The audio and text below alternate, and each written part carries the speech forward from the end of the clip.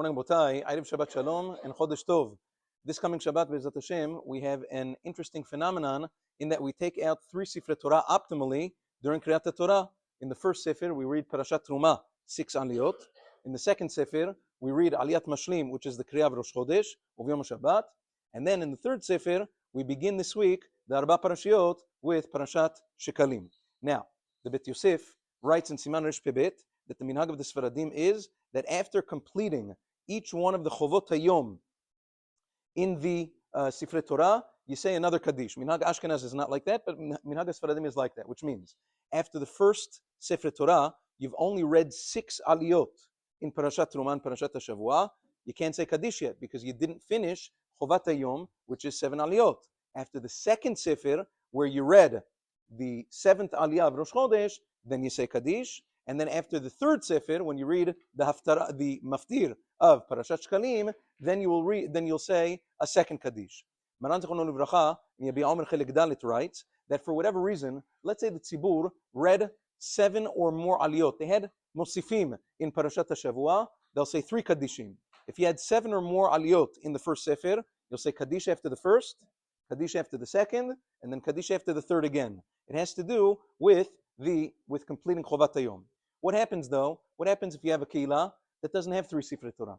They have 2, or maybe they even have 1, and they're rolling from one Kriyah to another. What do you do then? You're not switching from one Sefer Torah to another. Are you still eligible for those Kaddishim?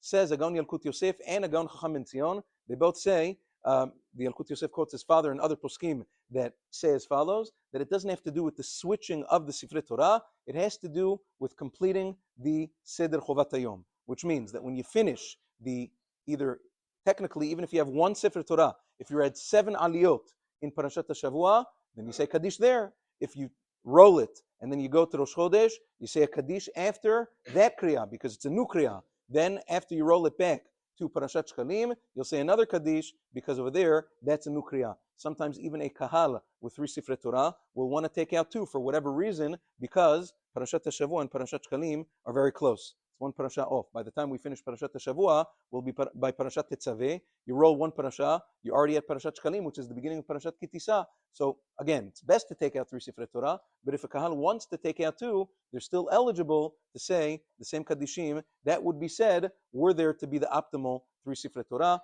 After the Maftir on Shabbat, although it's Shabbat veRosh Chodesh, the special Haftarah of Parashat Shekalim is said in Melachim Vayichrot Yada et Abrit, not the Haftarah of Yeshaya Ko Amar Hashem Hashamayim Kisi. At the end of Haftarat Shekalim, you add the first and last pasuk of Ko Amar Hashem Hashamayim Kisi. That's with regards to the Kahal on Shabbat.